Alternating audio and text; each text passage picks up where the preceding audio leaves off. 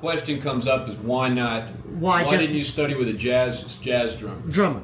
Because I think, and that's a very good question. I think one, not that I could hear that much, or not that I was even saying that much, but whatever little it was that I was hearing or singing. Say what you play what you say. That I grew up in an area in this part of New York that was one of the very first things I learned.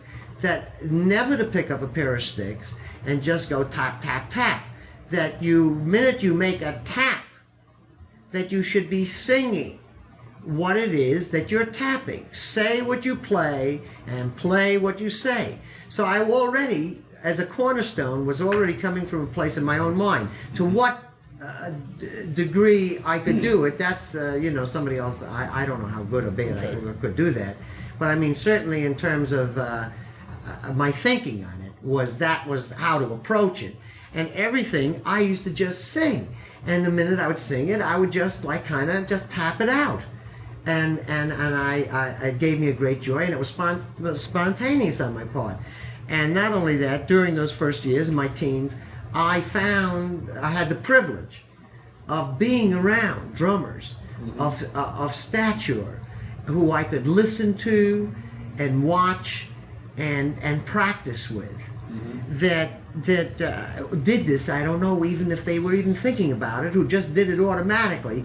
So I had, I could share this with them, and I already had, if you would call it in an informal way, an education that you can't even possibly buy or go to a teacher to get. I mean, it was an exchange of a kind that was great, especially in those days. I want to say this right now. In those days, guys got together, and it was 4 sticks, hot licks. They really sat down, and you played 4s, and you played 8s, and you talked about drums, and you listened to music. You went to places to play together. You didn't push each other off the stand. You just really somehow, there was a joy in it all. There wasn't any of this, I listened to a lot of stuff among my students. Of course, I understand about human nature and being competitive. It's natural. But something has changed, and I don't know if I can really define it too accurately. But all I know is, for myself, I can say that, we all say we came up in a time, that seems special.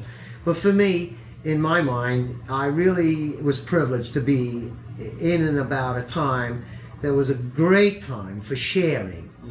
And I was able to share with people that were really wonderful and marvelously talented. And I learned. I was open to that. And I really believe firmly that somehow, at some subconscious level, that whatever his occurred teaching was, for good or bad, was the result of all those exchanges. But there was a point where I felt that if you work professionally in a few situations, that you start to see that there's so many holes in your playing. There's so much information that's needed, and you start to look for avenues to fill in what you start to see as you grow. You start to say, well, I don't know about this, I don't know about that, and you start to try to find people who can show you, hopefully.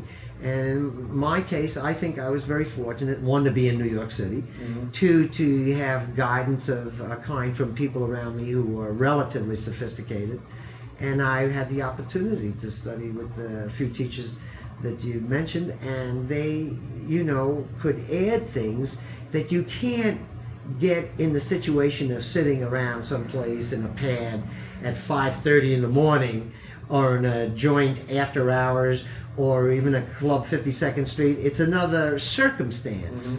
And and then you start to share at another level with the drummers who have maybe a desire to go into the business at another level, and they start to talk about the instrument in another way, and it opens you up to seeing things that you might not have seen or not thought about before, and it even enhances what if you have an interest in jazz, it colors it, and it just makes you grow. And so I think all of that was positive. All that you learn, learning is positive. if you're open to it. And I feel I was fortunate to be around healthy learning situations